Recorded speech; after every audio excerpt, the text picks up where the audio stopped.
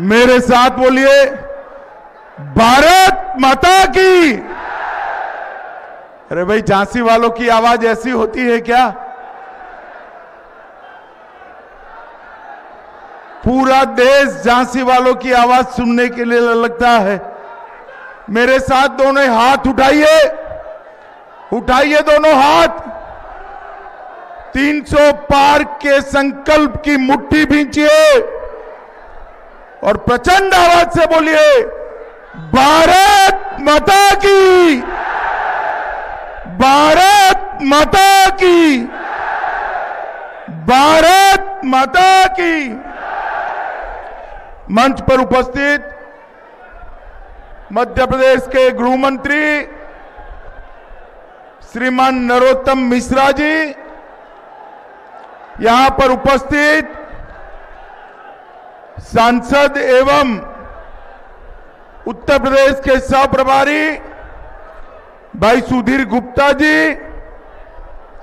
यहां के लोकप्रिय सांसद अनुराग शर्मा जी, जिला झांसी के अध्यक्ष मुकेश शर्मा जी, संत विलास शिवहरे जी, नवाब सिंह जदौन जी, और आज जिनको जिताने के लिए मैं यहां आया हूं, ऐसे मित्र हमारे प्रत्याशी रवि शर्मा जी, और आज झांसी के इस बड़ी रैली में आए हुए प्यारे भाइयों, बहनों, माताओं और मेरे जिगर के टुकड़े जैसे युवा मित्रों। मित्रों, जब भी मैं झांसी में आता हूं, झांसी की धरती का श्वास अंदर जाते ही नई चेतना और ऊर्जा की अनुभूति होती है। मित्रों, झांसी में आते ही महारानी झांसी वीरांगना लक्ष्मीबाई की हुकार, मेरी झांसी नहीं दूंगी, वो आज भी कानों में गूंजने लगती है। वीर झंकारी बाई का शौर्य, उनका त्याग, उनका बलिदान आज भी देशभक्ति की प्रेरणा देता है। और तात्या टोपे का साहस और अंग्रेजों को झुकाने वाली उनकी रणनीति और सन 57 की क्रांति आज भी नजर के सामने आती है। भैया हो गया, बैठ जाओ, देख लिया मैंने। ओ बैठ जाओ, देख लिया मैंने। आपको कह रहा हूं नीले जब्बे वाले, बैठ जाओ भैया, आप बैठ जाइए, देख लिया। धन्यवाद। मित्रों, यही बुंदेलखंड की धरती थी जिन्हें अंग्रेजों के दांत खट्टे करने का काम किया। यही धरती थी जिन्हें आजादी के आंदोलन में बढ़ चढ़ के हिस्सा लिया। इसी धरती के पंडित बाबूलाल दुबे, लाडली प्रसाद जी, डॉक्टर गोविंद प्रसाद जी, कृष्ण गणेश अन्ना जी, कुंज बिहारी लाल जैसे अनेक स्वतंत्रता सेनानियों ने अपना यहां से देश की आजादी में योगदान दिया। और यही धरती ने हॉकी के जादूगर मेजर ध्यानचंद को भी भारत को भेंट करने का काम किया। मित्रों, आज उसी धरती पर मैं आया हूं और मैं अपने आप को गौरवशाली मानता हूं कि आज इस धरती पर मैं चुनाव प्रचार के लिए आया। रवि शर्मा मेरे साथ खड़े हैं। अरे हो गए नारे भैया।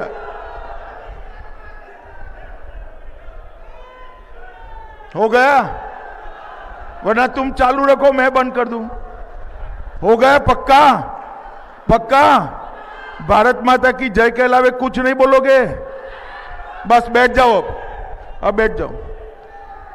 मित्रों, मुझे 2013 का दिसंबर याद है रवि के घर पर नाश्ता कर कर झांसी के सारे प्रबुद्धजनों के साथ मिलकर यहां से बुंदेलखंड विजय की रणनीति बनाई गई थी।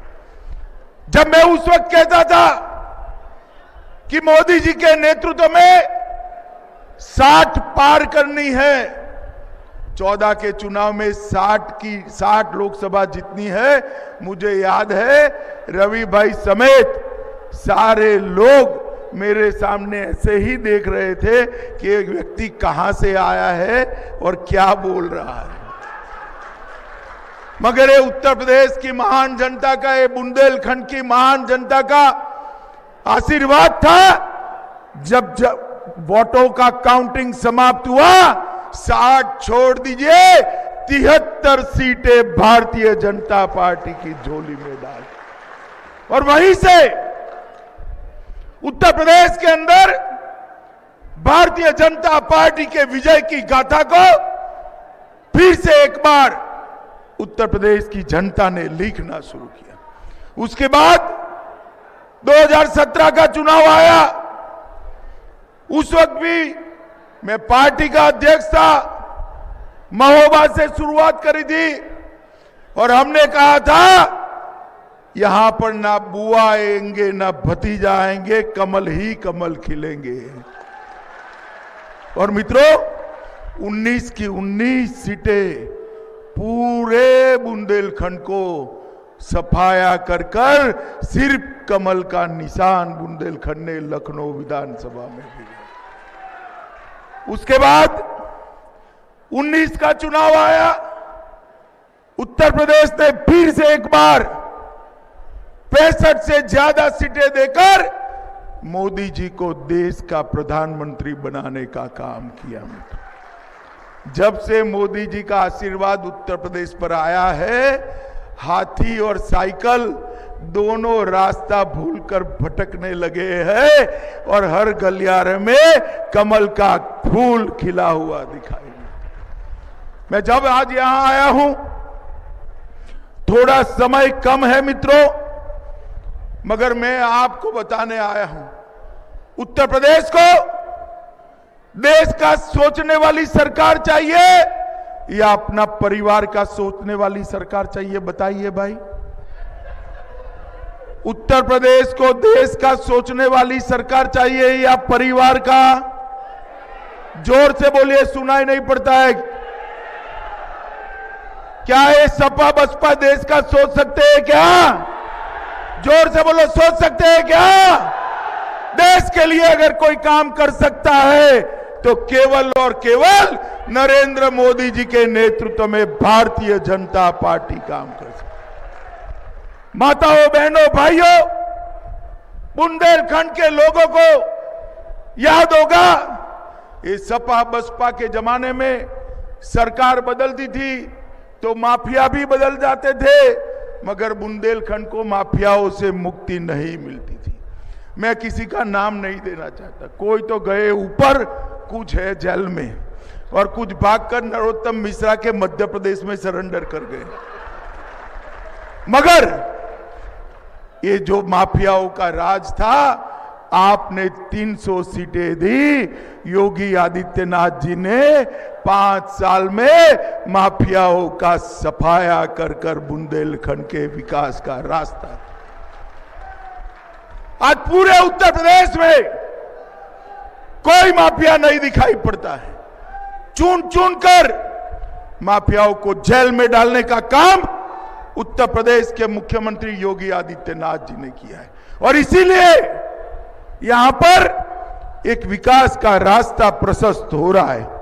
माताओं, भाइयों, बहनों, बुंदेलखंड के अंदर पहले सपा बसपा के जमाने में क्या होता था? अवैध खनन होता था। अवैध खनन की जगह Bharatiya Janata party defence corridor लेकर आई। अवैध कब्जे होते थे, गरीबों की भूमि माफिया छीनकर ले जाते थे। योगी सरकार ने 2000 करोड़ की भूमि को माफियाओं से मुक्त कराने का काम ये भारतीय जनता पार्टी। जहां अवैध कब्जे होते थे वहां आज बुंदेलखंड में सोलार का हब बना हुआ है।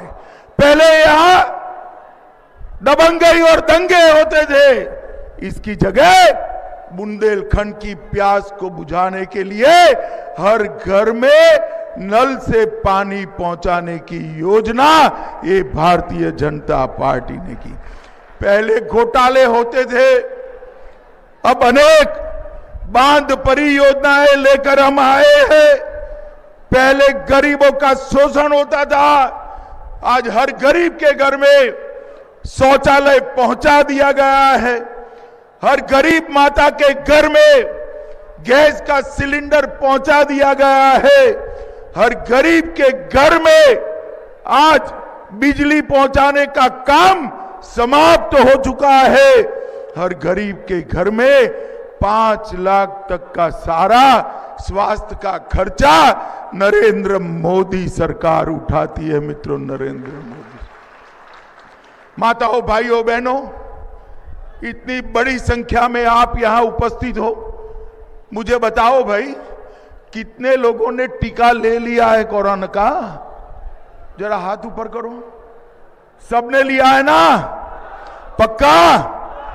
अब जब टीका हमारे वैज्ञानिकों ने ढूंढ लिया, मैंने अखिलेश यादव की प्रेस देखी थी, वो कहते थे ये टीका मत लगाइयो, ये मोदी टीका है। अखिलेश बाबू ने तो फिर डर कर टीका वो खुद लगा लिए। मगर मुझे बताओ झांसी वालों, अगर आपने डरकर अखिलेश की बात मानकर टीका न लगाया होता तो आज तीसरी लहर में सुरक्षित रहते क्या? रहते क्या? नरेंद्र मोदी जी ने 130 करोड़ की जनता को 2-2 टीके लगाकर कोरोना के सामने सुरक्षित करने का काम किया। दुनिया भर में जब कोरोना आया तब चर्चा थी कि कोरोना से ज्यादा तो भूख से लोग मारे जाएंगे। माताओं, भाइयों, बहनों, एक ही देश दुनिया में ऐसा है जिसने 80 करोड़ लोगों को देश में और 15 करोड़ लोगों को यूपी में 2 साल तक मुफ्त अनाज देने का काम नरेंद्र मोदी सरकार ने किया। ये 2 साल तक गरीब का घर का चूल्हा चलता रहे, गरीब के बच्चे भूखे न सोए, उसकी चिंता देश के प्रधानमंत्री जी ने की है।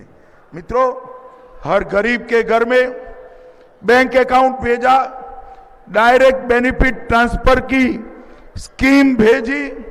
मित्रों, अपने झांसी के अंदर 600 मेगावाट का अल्ट्रा मेगा प्लांट भी, सोलर प्लांट नरेंद्र मोदी जी ने भेजा है। मित्रों, झांसी के अंदर बुंदेलखंड में 4000 मेगावाट की सौर ऊर्जा लगने वाली है। नहरों पर रूफटॉप सोलार लगाकर पूरे बुंदेलखंड की बिजली की समस्या समाप्त होने वाली। झांसी वालों, मुझे बताओ भाई, बिजली रानी आपके घर में कितना घंटा आती थी सपा के राज में? कितना? जरा जोर से बोलो, इस और बोलो भाई, कितना घंटा आती थी? आज 24 घंटा बिजली भेजने का काम योगी आदित्यनाथ की सरकार ने। मित्रों, इसको कहते हैं सुशासन।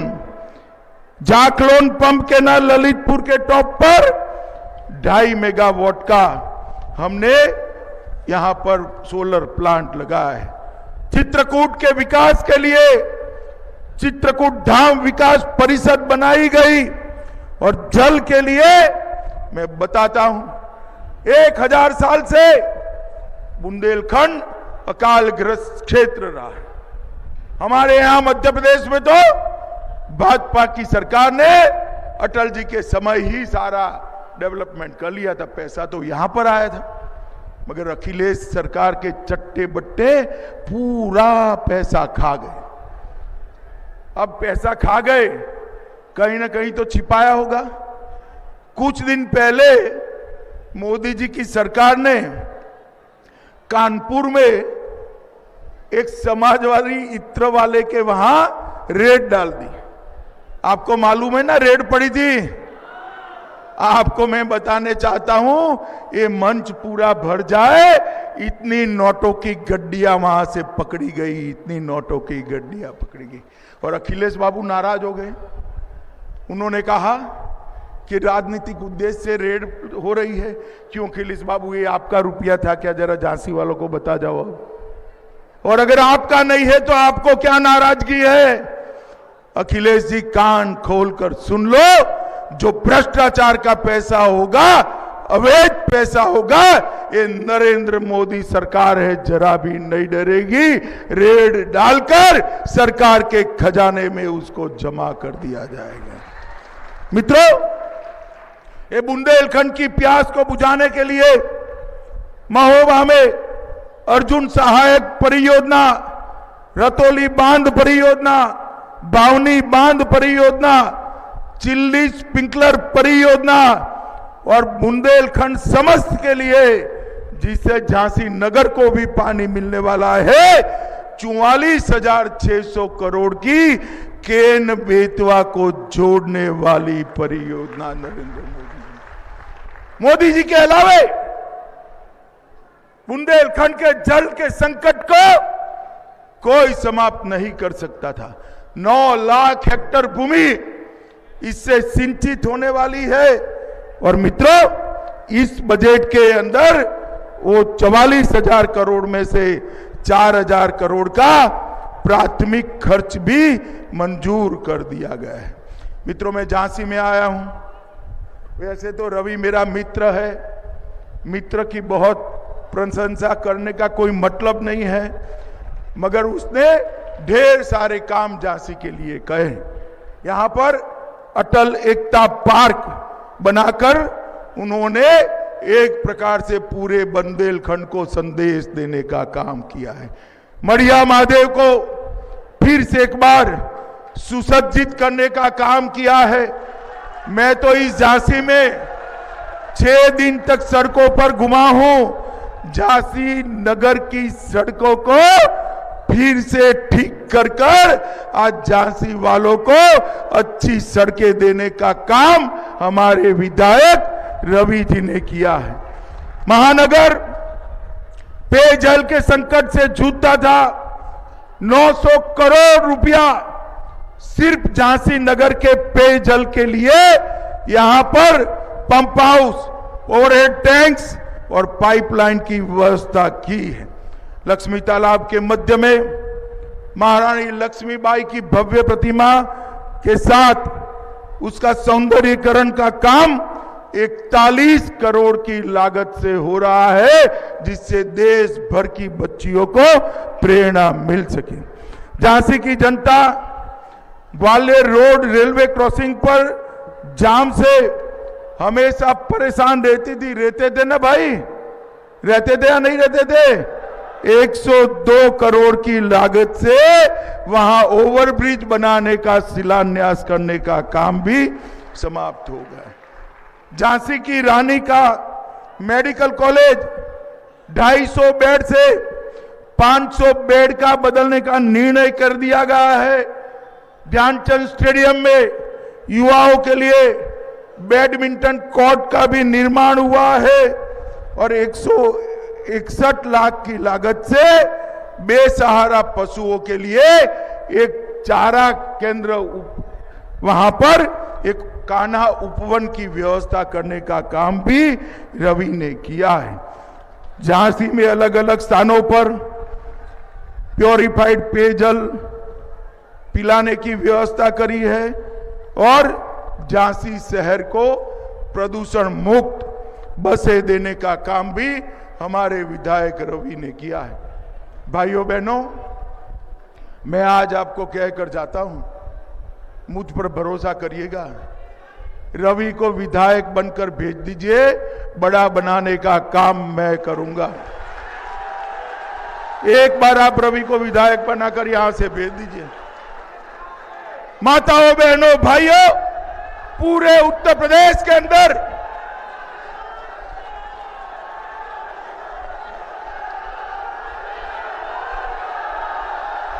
बोलो भारत माता की, भारत माता की, भारत माता की। माताओं, भाइयों, बहनों, पूरे उत्तर प्रदेश के अंदर 9 नए एयरपोर्ट बने हैं। इसके साथ कई एक्सप्रेस वे बने हैं। इसके साथ किसानों को हर साल 6,000 रुपया सीधा बैंक अकाउंट में पहुंचाया जाता है। गरीब कल्याण और इंफ्रास्ट्रक्चर के सारे काम उत्तर प्रदेश में योगी आदित्यनाथ की सरकार ने करे। मगर मोदी जी ने देश को सुरक्षित करने का काम किया है। भाइयों बहनों, मुझे बताओ, कश्मीर से धारा 370 हटनी चाहिए थी या नहीं हटनी चाहिए थी? जोर से बोलिए, हटनी चाहिए थी या नहीं हटनी चाहिए? आपने दूसरी बार मोदी जी को प्रधानमंत्री बनाया। 5 अगस्त 2019 को मोदी जी ने धारा 370 को उखाड़ कर फेंक दिया। और जहां हमारा कश्मीर भारत माता का मुकुट मणि गर्व के साथ भारत माता के सर पर शोभायमान हो रहा है। मित्रों, आज मैं आपको कहने आया हूं, ये सपा, बसपा, कांग्रेस तीनों कश्मीर में से धारा 370 हटाने का विरोध करते थे। मुझे बताओ, जो पार्टियां धारा 370 को हटाने का विरोध करती है, उनको वोट दिया जा सकता है क्या? जोर से बोलो, दिया जा सकता है क्या? ये अखिलेश पार्लियामेंट में मुझे कहते थे कि खून की नदियां बह जाएगी। अरे अखिलेश बाबू, खून की नदियां छोड़ो, किसी की कंकर चलाने की हिम्मत नहीं हुई, कंकर चलाने की हिम्मत। मित्रों, मोदी जी ने ढेर सारी देश की समस्याओं का समाधान करने का काम किया है। उत्तर प्रदेश का 2022 का चुनाव मोदी जी के हाथ मजबूत करने वाला है। उत्तर प्रदेश का 2022 का चुनाव योगी जी को फिर से मुख्यमंत्री बनाने का चुनाव है। और उत्तर प्रदेश का 2022 का चुनाव फिर से एक बार बुंदेलखंड में सपा बसपा का सुपड़ा साफ करने का चुनाव। माताओं, भाइयों, बहनों, मुझे बताओ, रवि को जिताओगे क्या? कमल के निशान पर बटन दबाओगे? प्रचंड बहुमत से जिताओगे? योगी जी को मुख्यमंत्री बनाओगे? मोदी जी के हाथ मजबूत करोगे? तो मेरे साथ दोनों हाथ उठाओ, विजय के संकल्प की मुट्ठी बींचो और प्रचंड आवाज से बोलो, भारत माता की, भारत माता की, भारत माता की। वंदे वंदे वंदे